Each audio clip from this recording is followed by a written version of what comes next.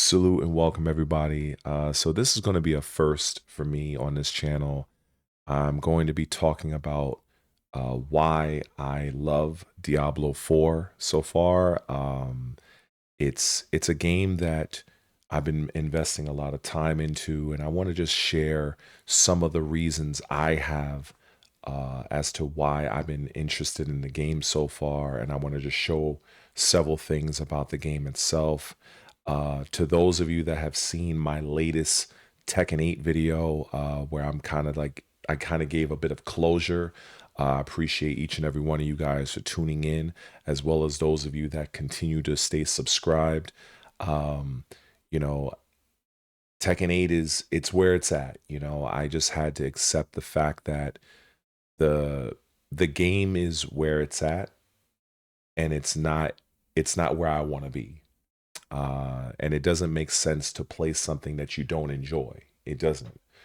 So let me just share this. So I want to just show some Diablo real quick. Now, like I said, this is a first for me. I think I've streamed it here and there, but in terms of just speaking about it definitively, this is my first time. So I want to just share a couple of things of why I like the game. I'm well aware that it's not a perfect game. I don't think that I don't think one exists. So I think this is kind of just more in line with somebody who might be new to Diablo, because that's kind of where I'm at. I do have several hours invested in the game so far. So as you can see here, this is my main character right now. I am a max level Barbarian. I believe the max level is 60. Paragon is pretty much what you it's what you gain once you reach level 60, and then every level after that goes into a Paragon. So think of it like, once you get to level 60, you could still gain power with your character. It's just that now your levels are designated as Paragon. And I think it goes up to Paragon 300, which is insane. This was like a necromancer that I was kind of messing around with. I wanted to kind of see what the character was about. In fact, I had a couple of other different characters. There was a period of time not that long ago where they allowed you to try out the Paladin and the Spiritborn class, which, quite frankly, I really enjoy every single class in this game because I think that they're so fundamentally different from one another. This Barbarian right here was from my very first playthrough. This was when back when I first bought the game, because I did buy this game at launch. I think the game came out around June or July of 2023. So yeah, this was the first Barbarian I made, and then this is my current one.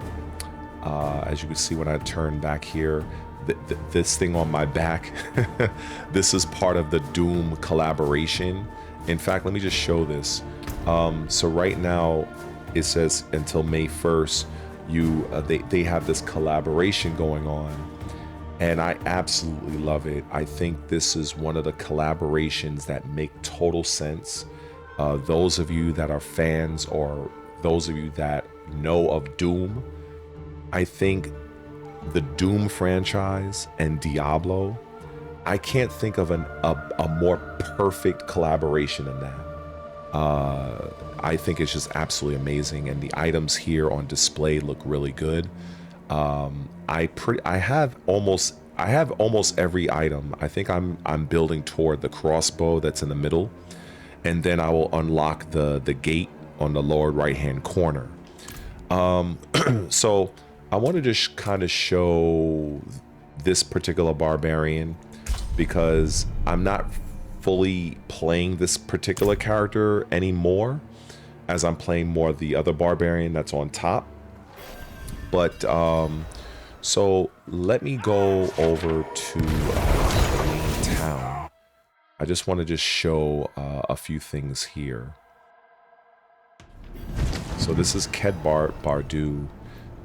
So for those unaware, this is basically the world map, and it's a pretty massive map. On this player, on this character, I haven't really done anything down here yet. On the character I'm currently playing as, I did explore this. This is the Nahantu region. This is pretty much the the region that is a part of the Vessel of Hatred. That one comes with the Spirit-born character. Basically, you're kind of like this Mayan Aztec-style warrior using a quarterstaff, and you're able to summon and utilize the power of 4 different animal spirits. I believe it's the centipede, the jaguar, the gorilla, and the eagle. I think it's very, very good. So you have this whole region to mess around with, which I haven't unlocked yet. And I think this is going to be the new region that's for the upcoming DLC, The Lord of Hatred, because they did mention something called Scovos. So I have a feeling it might be this, because it's kind of shaded out, but we'll see. So this game has different biomes. For instance, you have Skosklen. Skosklen is kind of like it's kind of like an in-between type of region. It's kind of like a downtrodden, destitute type of region, kind of impoverished, I would say. And then you have the Fractured Peaks, which in fact, let me just go over here. This is actually where you would actually start the game. So let me go to Nevesk. So this is when you first start the campaign. This is pretty much the area that you're going to be in right here. Well, this is going to be this is really the first town that you find yourself in, because I believe you start the game. I think you start it right here in this part right here. I think it's either here or here, one of those. And then you find your way to this town, and then basically all hell breaks loose. But I'll let you experience that on your own. So just to kind of exit out of town real quick, just to show you what show you a couple of things here.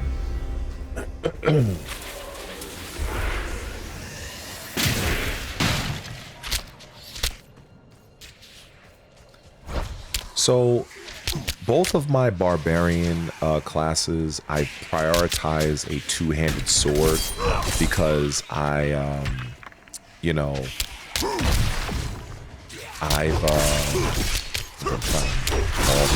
because the thing is, my other Barbarian, like, I have him set up in a certain way.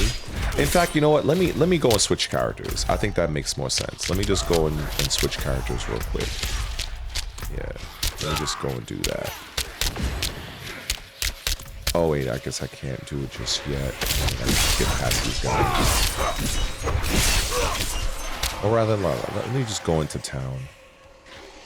So I just want to just show this real quick. Because once you go into town, all the enemies kind of disappear. Because I invested so much time in my other Barbarian. Alright, so let's just do that. We'll exit out of this.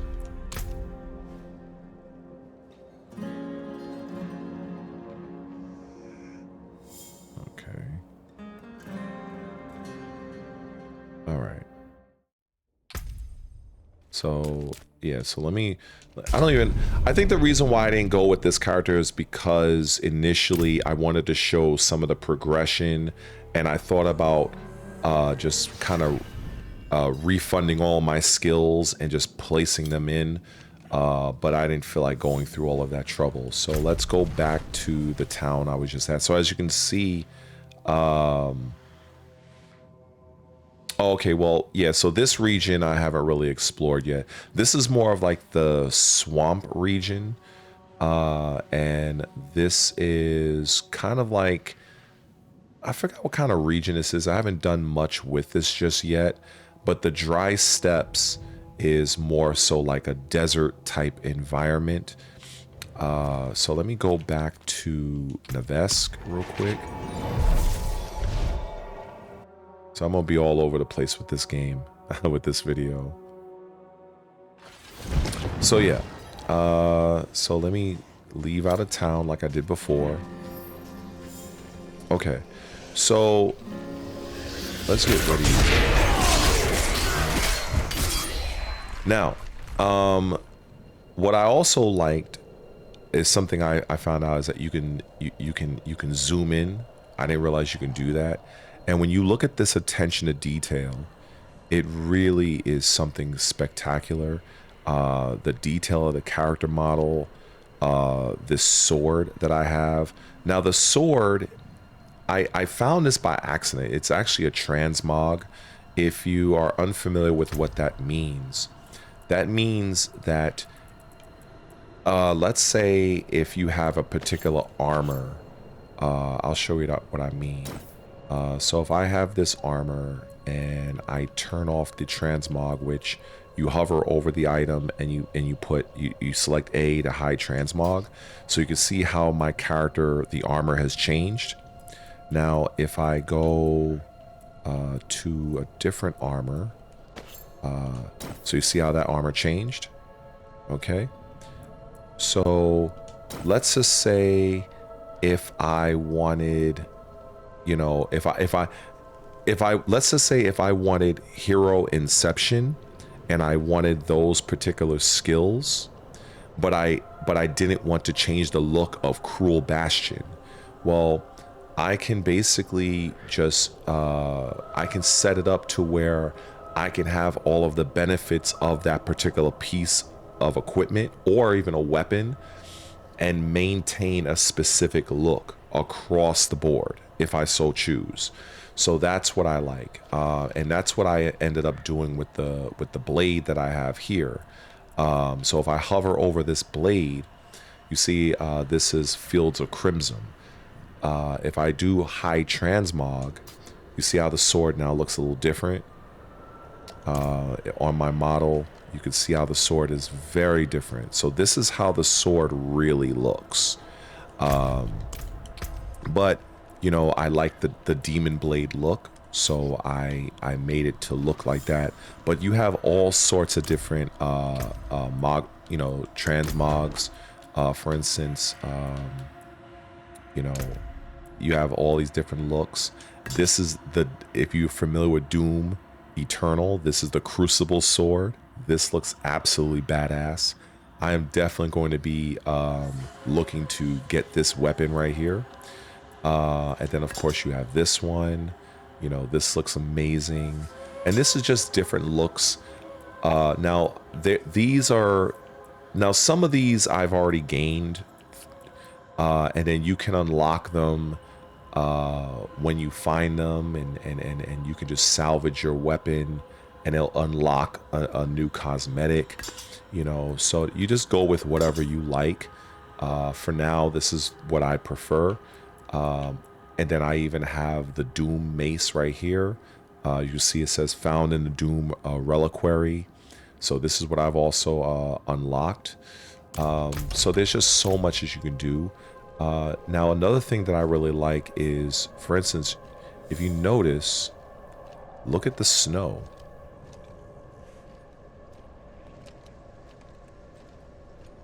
I like that there is so much detail here.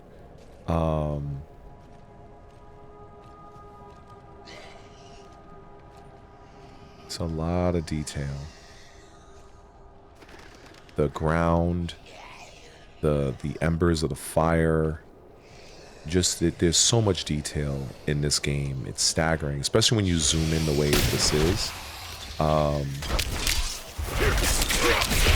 Now, for those unaware, with the Barbarian, you have this little orange meter. Well, it's kind of like a yellow circle. That's your fury. Now, each class has its own, I guess, its own thing that you could build up. Like, I know sorcerers have mana, you know, and some of these resources up, you know, like they fill up automatically. The Barbarian, you have to utilize your basic attack, and then once it's full, you can utilize some skills. For me, I have the rend skill, which is this. So as you can see, as I build it up, when I use my rend, you see the yellow circle goes away, goes down, but as I attack, it builds up. So now, of course, there's different skills you can use as a barbarian, but this is the one I have because I've decided to go with more of a bleed build, which means that when I attack an enemy with just a regular attack, they actually lose health automatically over the course of time. For instance, if I attack so you see how the wrath, well, it's gotten so bad, or should I say, I've gotten so strong that the enemies don't really last that long. So for instance, this Wrathful Phantom, when I hit them, you'll see that their health bar goes from red to blue. And you see how their life goes down? That's the bleed effect. So right now with my current character, I can touch an enemy one time and they will literally just fall, like they'll die. Now there's a few, like this one, it took like for instance, so now this one still remains. Oh, actually no, it finally died. So my character is insanely strong right now, and I've built my character to be more in line with a bleed style gameplay. However, your particular barbarian, you might choose to go a different path. So the skill tree is pretty substantial, but with the upcoming Lords of Hatred DLC that is coming, I believe, April 28th, the skill tree is going to be even more expanded. But for right now, this is where it's at. So these are your initial 4 basic skills, and so this is what I'm using. So you can read this, and it says flay the enemy, dealing 86 damage and inflicting 4,842 bleeding damage over 5 seconds. Naturally, when you start the game, you will not have these numbers because you'll be starting from like level 1. But the premise is the same. This is pretty much when you touch the enemy with flay, you will create or incur bleeding damage on the enemy. Now, let's say if you don't want to do that and you want to do more of a dual wielding style, this is where you have a frenzy, and you can see here it says dual wield. And then now the fury is the little orange gold meter that I was talking about just now. So different weapon builds will generate a different amount of fury. So for instance, bash generates 15, lunging strike builds up 12, frenzy is 7, and flay right now is 15. But those numbers might be skewed because I think the way I have my character built up, but it's it really is up to you. Now the thing is, with a barbarian, you're able to utilize multiple different weapons. You can use a dual wielding weapon, which is slashing or bludgeoning. You can utilize a two-handed weapon that's slashing, or you can use a two-handed bludgeoning weapon, which is kind of like a giant axe or a hammer or something like that. And different skills are attributed to those particular weapons. So for instance, since I'm focusing more on a bleed style character, you notice these other 3 I don't have any ability points in.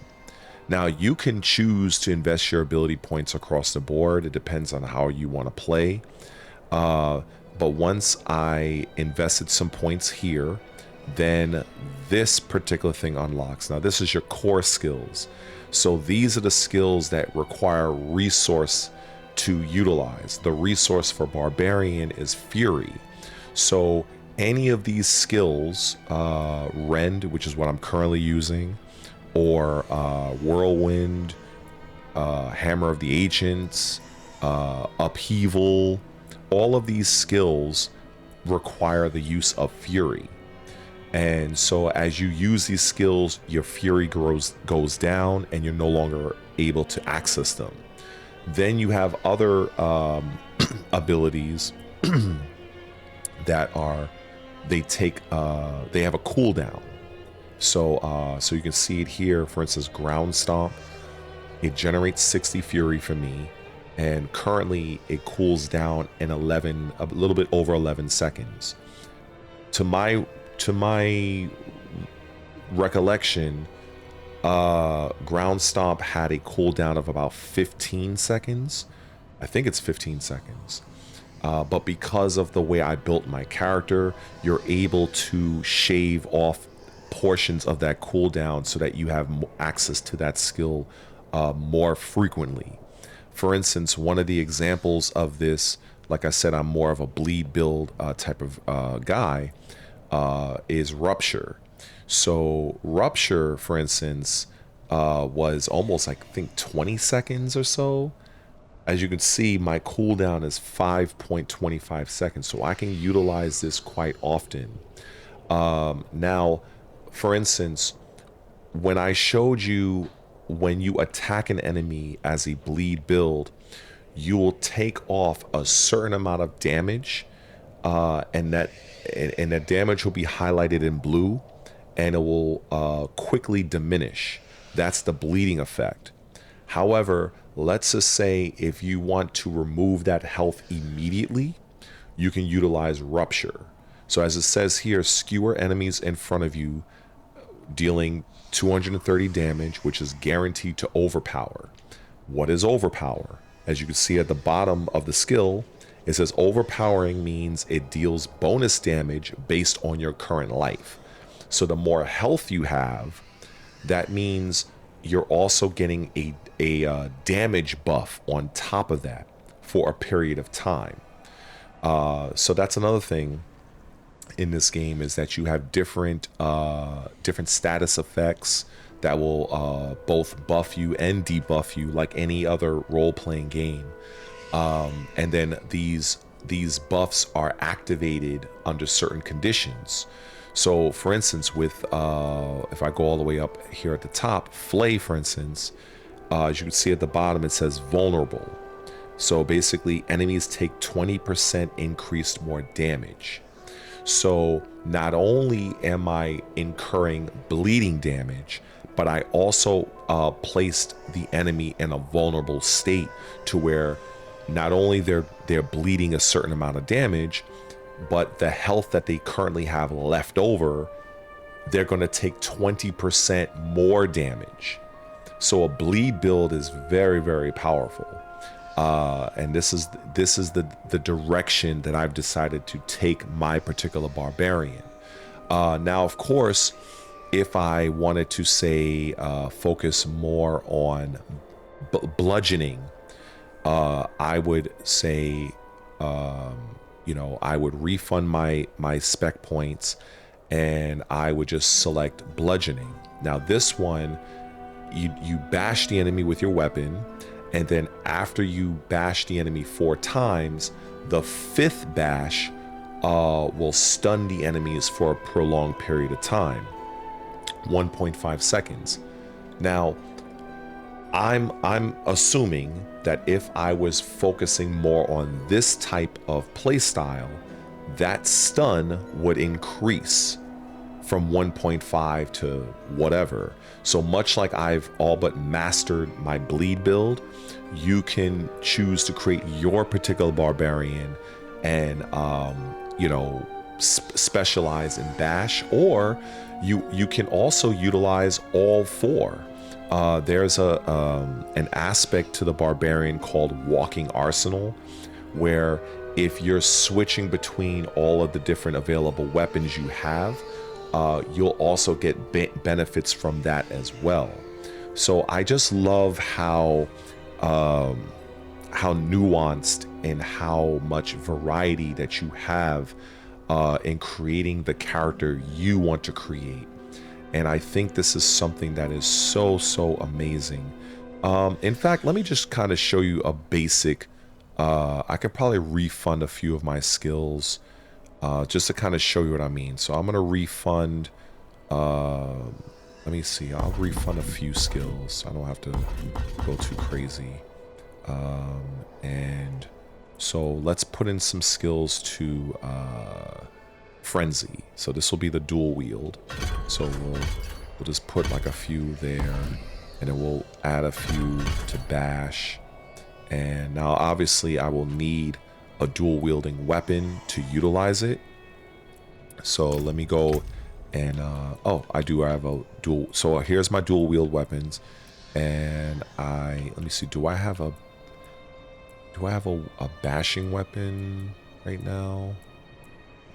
Oh, I do actually. Yeah, so you can see here a legendary mace, bludgeoning. So when I select that, it's going to go over to the far left. Oh, no, that's part. Sorry, that is okay, I wasn't really paying attention. So it's not like a two-handed bludgeoning weapon. But anyway, just to kind of show you what this means. So you see here, this is my standard flay utilizing the two-handed sword. Now, if I want to highlight the two-handed weapons here, I can do one of two things. I can just unequip the sword, the two-handed sword. Now you can see I'm pressing the attack button, nothing is coming out, even though I'm equipped with both weapons. So what I have to do, I have to go back into my skills, and I have to assign the skill Frenzy. So we hit the Y button, and then we hover over where I want it to be. So I want it to be under the A button. So now you can see that took over. So you see that little icon popped up. So so now this is what the frenzy looks like. So you see how that changed the animation. And then if I go to let's look at a skill that I can use for frenzy.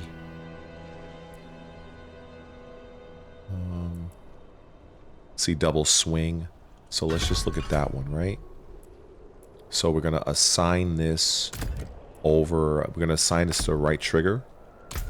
So now this is the standard skill. Now this next one is gonna use Fury. So this is the double swing. See, that's the double swing. So you see that use some Fury. See? So now I'm gonna have to hit something and gain some Fury. Oh, perfect. Now you might have noticed I dashed through the enemy, and there's like a little icon on the enemy. That's a skill that I have. It's a mobility skill called I think it's vampire or something. I'll have to go into the option menu to show you what that is.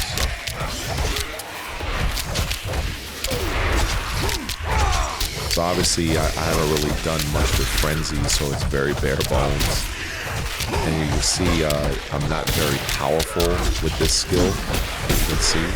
That's why the enemies are taking so long to die. But if I really, if I were to respec my character and kind of focus more on the actual Frenzy, this particular playstyle will be very strong as well. But like I said, I pretty much built my character to be more of a bleed build, but I just wanted to show that you have so much variability in how you build your particular character. So yeah, let me go back to what I had before. So I will just take off those skills, reinvest them back into my thing here, reassign the flay, and let's go and reassign my rend, because remember I had taken it off in favor of double swing. So we're going to get rid of double swing and go back to rend. So there we go. So yeah, yeah, now you can see I'm back to the double-handed sword. Now, of course, this could be a double-handed axe or well, yeah, double-handed axe, because an axe is still count as basically axes. Pole arms, which is kind of like spears, are kind of under the slashing designation, and then things like giant mallets, hammers is more like bludgeoning weapons. So it depends on what you want to focus on with your character, but I really enjoy this game, and believe me, I'm not even scratching the surface here. Now these strike marks here that you see on the items, this is just what like I designate them as salvage. So when I go to a blacksmith, I can salvage everything in one shot, and I'll get whatever is attributed to it. So that's a good thing I like. Also, you can favorite the item, so you don't end up selling it by accident. So that's another good thing that that's something I like. I also like that with each piece of armor, whether it's the head, the chest, the glove, everything, you have different things you can imprint on it, as you can see here. Remember when I dashed around, and you see how I can turn into almost like a little bit of bats that follow me? So that's a skill that I'm able to imprint. So you can see here, when you evade, you turn into a cloud of bats, becoming unstoppable for 2.5 seconds. Enemies along your path take 1,258 physical damage and are inflicted with vampiric curse. Now the downside is that evade is the cooldown is increased by 9 seconds. Now, and on the bottom you see vampiric curse means enemies grant a soul on death up to 8 stacks, and casting a defensive, macabre, or agility skill will unleash all souls. So for me, my particular character, my defensive ability to trigger that would be my stomp, just like that. Those are the souls you just saw. Now, another thing I have enhanced my stomp was, let's see, where is it at? That you see here, ground stomp. It creates an earthquake. So that also increases damage by 1,076 physical damage over 4 seconds. So not only am I doing damage from the stomp, which is really good, but it also generates this earthquake effect. That's something you can imprint on just about any item, just about, and it's up to you, and many of these imprinted things, which I believe they call them codex of power, you can pretty much find in the world. So for instance, these little gates that you see on the world map, for instance, if I hover over this one, for instance, so you see here, the reward for doing this is I get a charge aspect, which is not for my barbarian. This is more for, I think, the sorcerer. It collecting cackling energy and increases movement speed by 15% by 8 seconds. So, for instance, if you wanted to create a sorcerer character, when you utilize electricity magic, I think, because I haven't really used a sorcerer, but you can create cackling energy, and I guess that you can collect that, or it damages the enemy. Like I said, I'm not too sure about the sorcerer, but let me find somebody else, Roy, that I do know. Let's see. That's a blood orb. That's a rogue. What's a something for the barbarian? Let me see. Trying to find it. It's like so many of these, but many of them I've already unlocked. But that's also another good thing about this is that you can choose to do these dungeons if you so choose. And then the benefits are not always 100% for your particular character. But another great thing about this particular game is that what you do from one class, it does carry over to the next. So for instance, you see here, it says this is overcharge aspect. So your direct lightning damage makes your storm skills deal 0.80 more damage to the enemy. So while this is for the sorcerer, I can go and do this particular dungeon and I can get this reward. And then when I start a brand new character, let's say if I wanted to start as a sorcerer, I would have access to this. Even though I did not do this particular dungeon with the sorcerer, but I did it with my barbarian. But with me being rewarded, even on my barbarian account, it's automatically available for me across all characters. So so that's pretty cool. So maybe you might have a situation where you're doing a dungeon and let's just say maybe it might be a little bit difficult for you to do with your particular class. I mean, this is just what I'm thinking of. You can do it with a class that you're better suited to and unlock that particular codex for the other character. You know, and the same thing goes with Paragon points, this right here, which I haven't really, like I've been unlocking them, but I haven't really done much with them. So this is the Paragon system. So when you first start the game, you know, you're basically going along this whole thing right here. This is your skill tree, and this, you'll have different skills based on your character class. And once you get to level 60, then you unlock the Paragon. And the Paragon, as I said at the beginning of the video, I think it's up to 300 points. So I haven't really messed around with this yet. I do have 45 points available. But from what I can see, this is just something you can do to further enhance your character, right? So you see here, I have +5 to willpower, +5 to strength, +5 to strength. And then, you know, as I unlock this, I'll probably have access to this one, another +5 to willpower, over here, +5 to dexterity, and then going here, now I have 1.5 to total armor, and it keeps going. And I have seen higher level Diablo players where they'll have multiple cards, I think, and they're connected. Obviously, I haven't gotten to that point because I haven't really explored this yet. But I do like that this is an option. And what I also like is as you gain these Paragon points, they are also available across your other characters.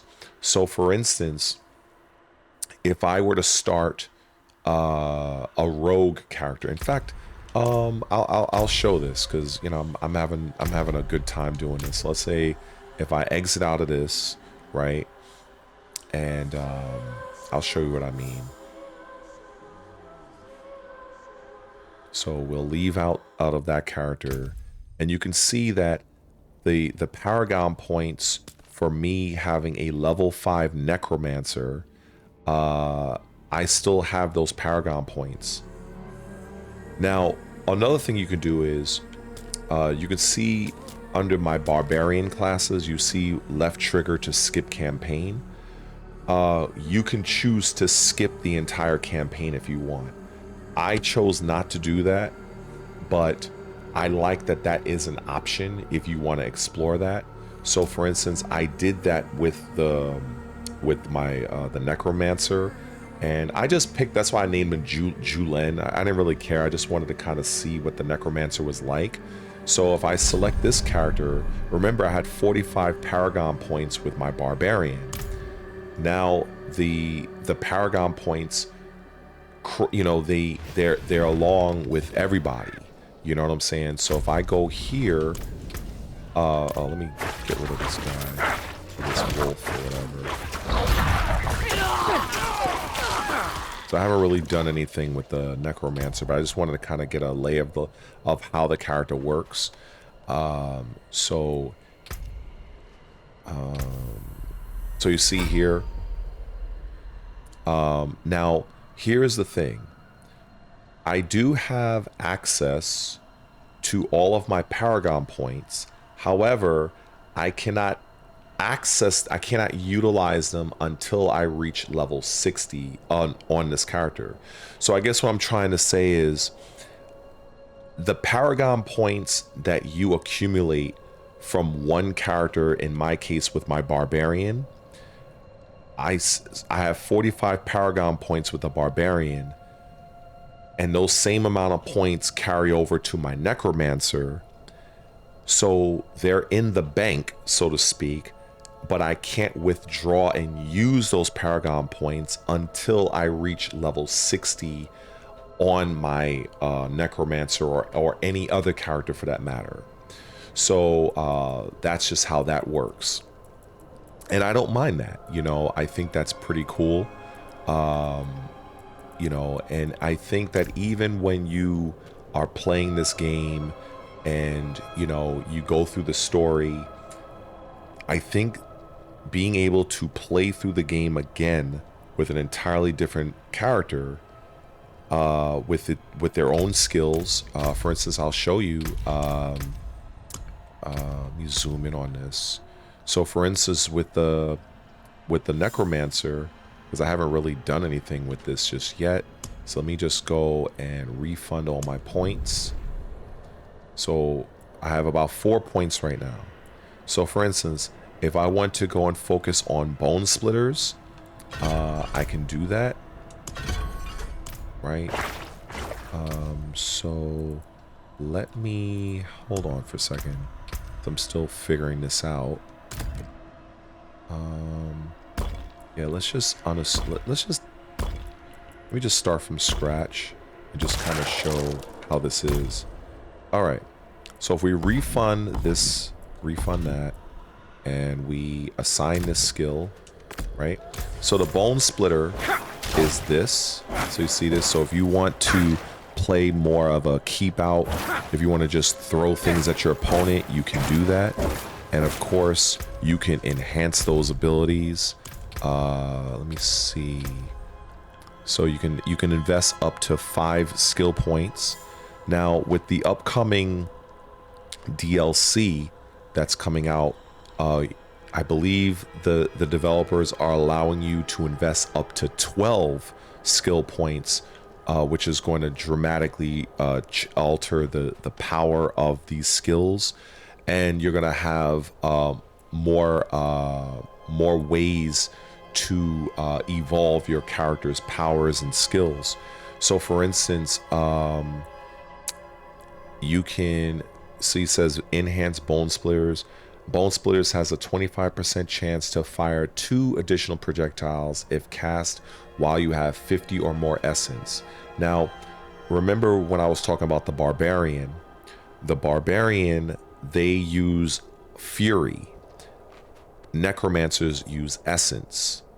So, for instance, if I activate this skill here, so it says 25%. Yeah, so you can see that. So you saw it fired 3 is the standard, but you see it fired a few more than normal. See, that's the enhanced. See, if it fired like 5 instead of 3, so that's pretty cool. And then then you are able to choose 1 or 2 paths here. Either one, Bone Splitters has a 20% chance to make the enemy vulnerable for 2 seconds. And like I told you about the Barbarian, same premise. Vulnerable does an additional 20% damage while the enemy is in that state. And according to this, the enemy will be in that state for 2 seconds. Now, during your time of building your character, you can enhance the amount of time your enemy is vulnerable for, or you can choose this pathway where it says hitting the same enemy at least 3 times with the same cast of Bone Splitters gains an 8% critical strike chance for 4 seconds. So it depends on how you want to do things.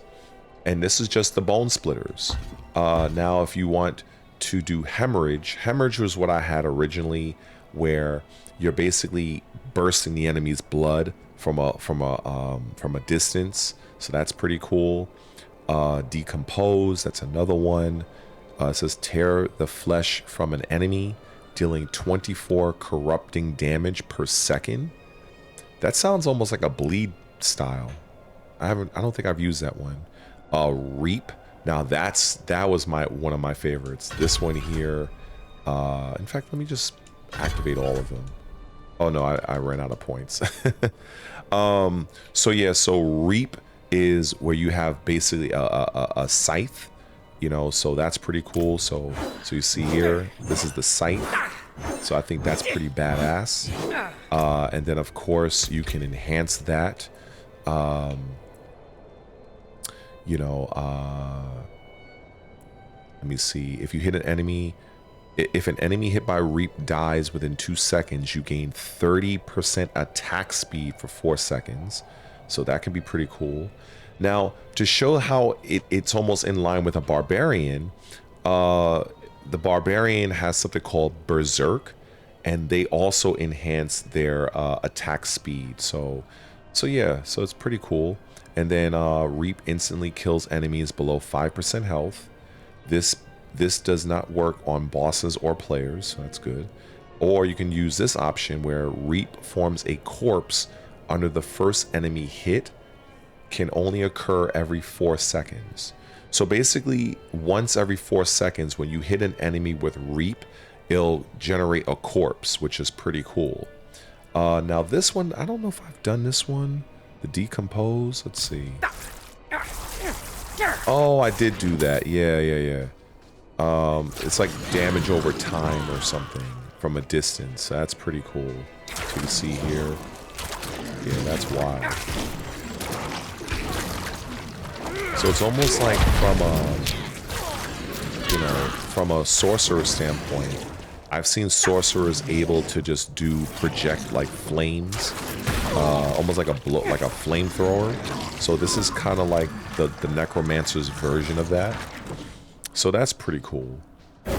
But I hope that this goes to illustrate some of the ways you can build your characters. Obviously, I'm not like a professional Diablo player. I'm not like a master Diablo guy, but I'm really enjoying this game. There's so much to it. And then, you know, this whole end game business, you know, there's lots of little things you can do. There's strongholds you can take over. There's these different activities that you can do. Some of them are filler, some of them are padded, but when you're in an open world, and this goes for any JRPG, any role-playing game, sometimes you need that padding, that filler content to make the world seem a little bit more lively. Otherwise, you're just not going to have anything to do in the game. You know, you can collect different things. You know, I think you even have a PvP aspect in this game. I haven't really messed with it yet.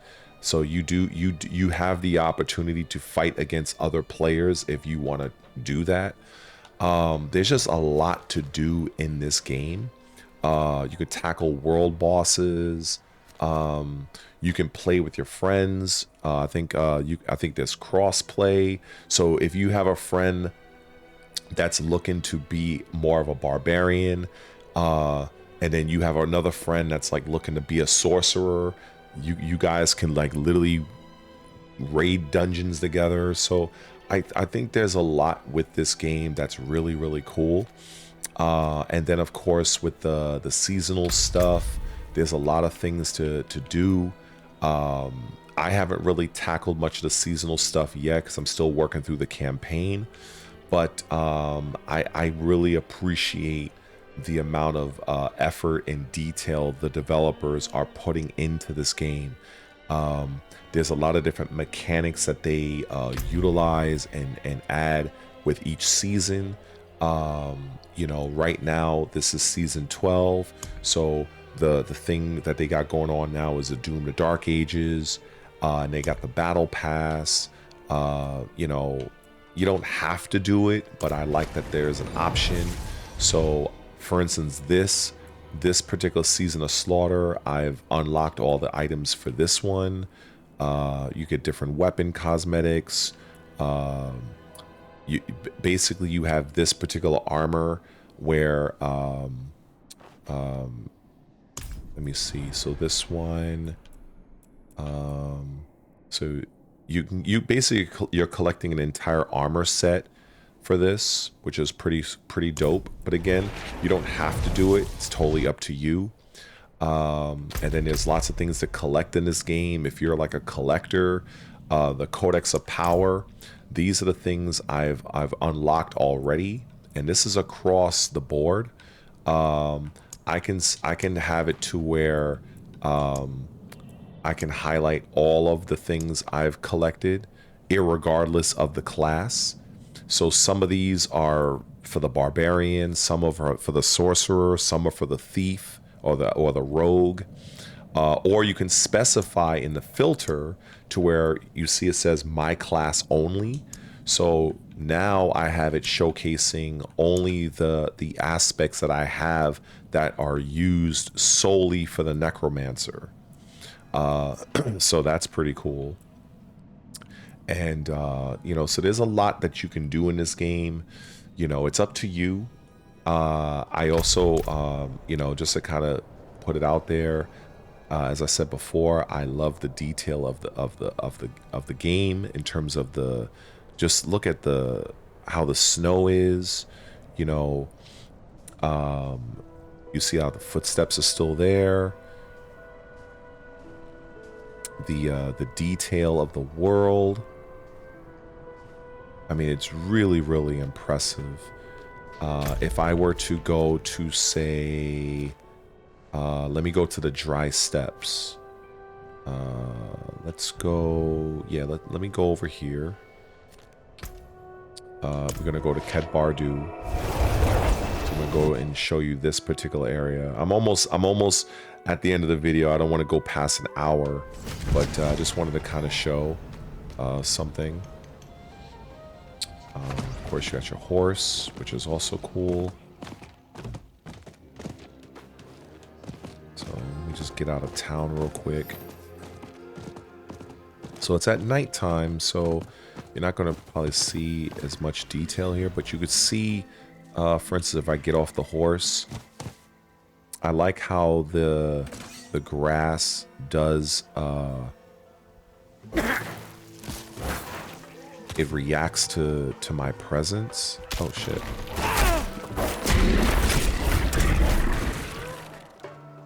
So you see how the grass moves with the wind if you look at it, if you just look at it. But then if I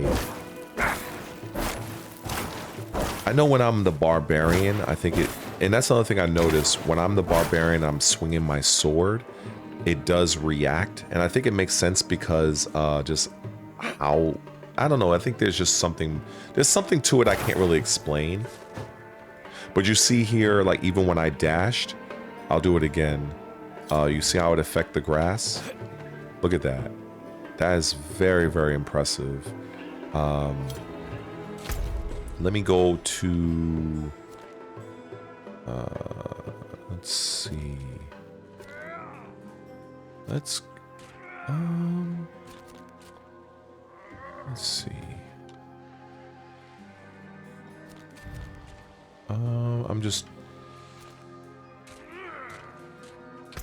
okay, let me go over here. So this is more of like the swampy area. So let's go over this way. All right, so let me get out of this.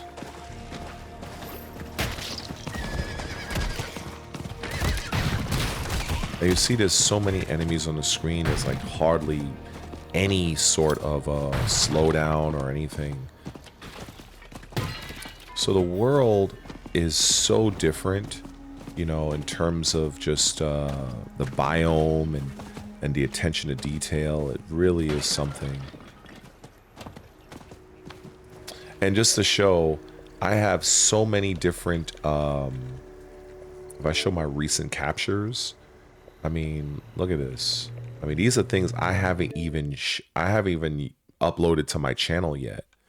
In fact, I can show a few of these because some of these I took because they looked really cool. Like for instance, this was me riding along. Look at this. This looks absolutely incredible. This is really good. Like I really appreciate the amount of detail that's actually in this game world. Truly, you know. So many different enemies and like it really is something.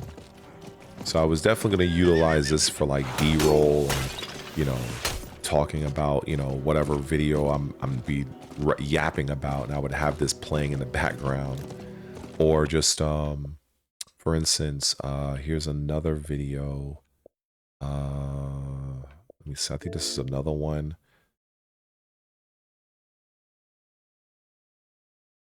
Oh, wait. Oh, this is a picture. Never mind. It was a picture.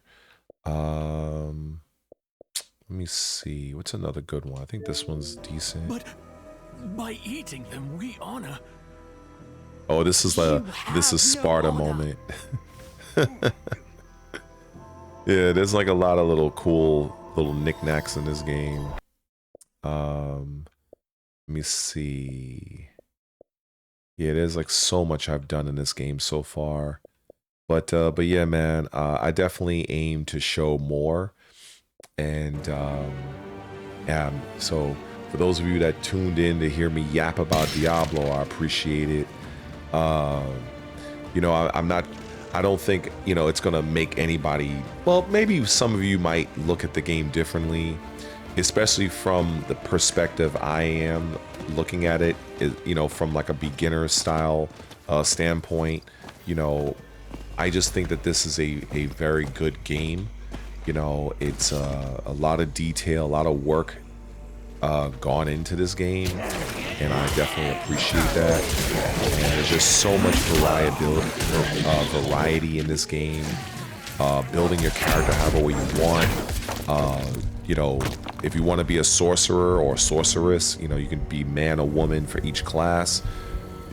You can do you know, if you want to live out like this fantasy of being like an Emperor Palpatine lightning thrower type character, you can do that. For me, I'm basically living out that Conan two-handed sword, just death dealer. But if I wanted to just be somebody like a barbarian, just have a giant ass hammer or mallet and just bop enemies all day, I can do that too. If I wanted to be like this berserker style with two hand axes, I can do that. Like, it's just so many different things you can do, and then you can enhance the skills that you unlock. You can reduce cooldowns. You can get it to where you have things or aspects you can place on particular parts of your armor or the weapons themselves that will give you, for instance, there's something where you have an ability called Leap with the Barbarian. And usually, well, not usually, but the leap, basically just you jump and you come down with an attack. That has a cooldown.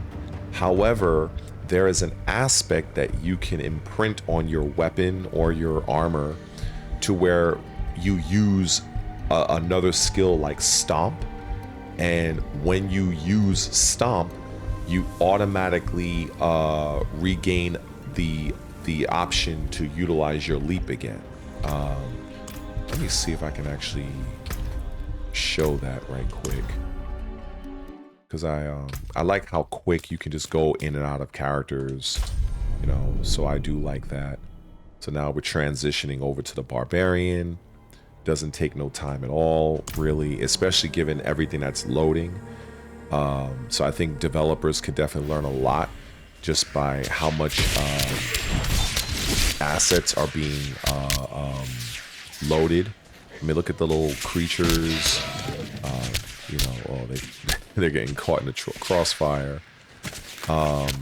You do just take these guys out.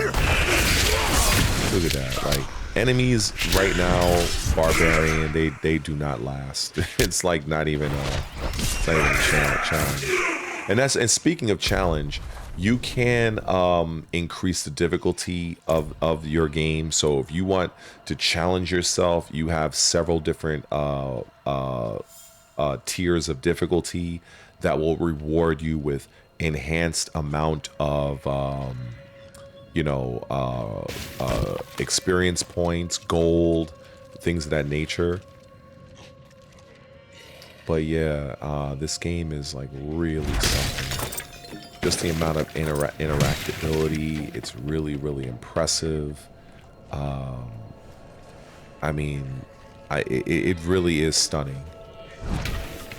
Really is stunning. But yeah, what I was going to show, I believe it was, let me see. This is it. So, aspect of perpetual stomping. So basically, a kick or a ground stomp resets the leap's cooldown.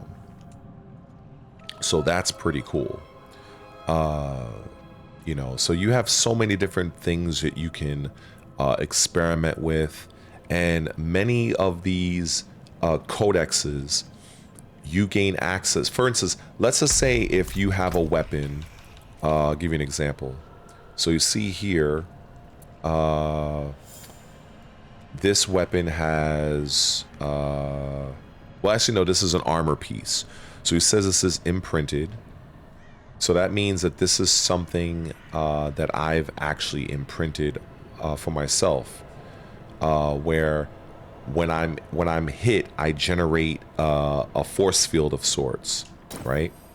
Now let's just say if you do acquire something that you want to use for your character, it will highlight on the item. For instance, this one right here, right? So you see here a gargoyle, greatsword of limitless rage.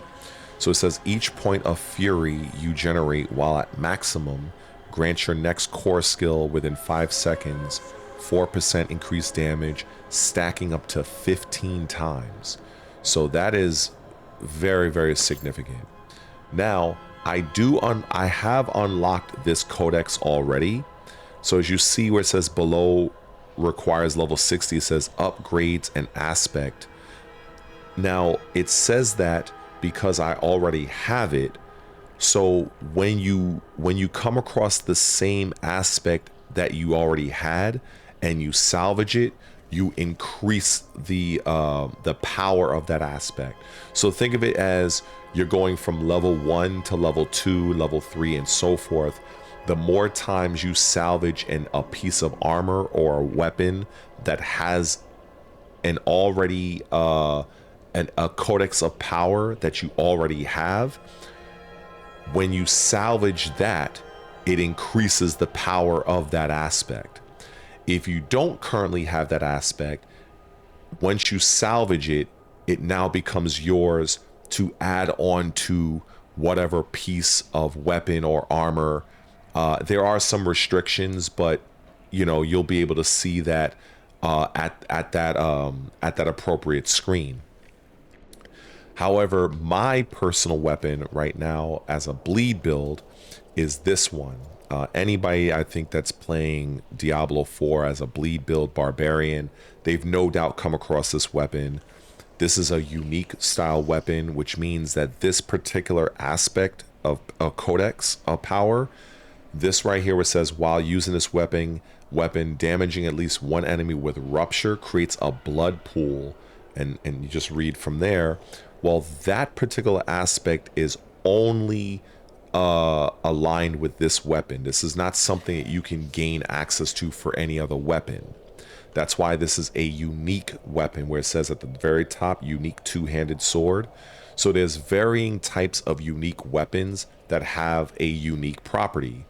And since I've built up this weapon, I've even added 2 gems. As you can see, it says 24% damage over time, 27% vulnerable damage. I've added those gems in there. And speaking of gems, so you can see here, these are the gems I have. So the blue gem, now you can see you can socket this in armor, jewelry, or a weapon, and it shows you. It says for the weapon, 27 vulnerable. If I put it into armor, it's 30 willpower. If I put it into jewelry, which is rings and amulets, which are these. So this is a ring. So you have 2 rings and 1 amulet. So you see, for my amulet, I have 450 plus shadow resistance.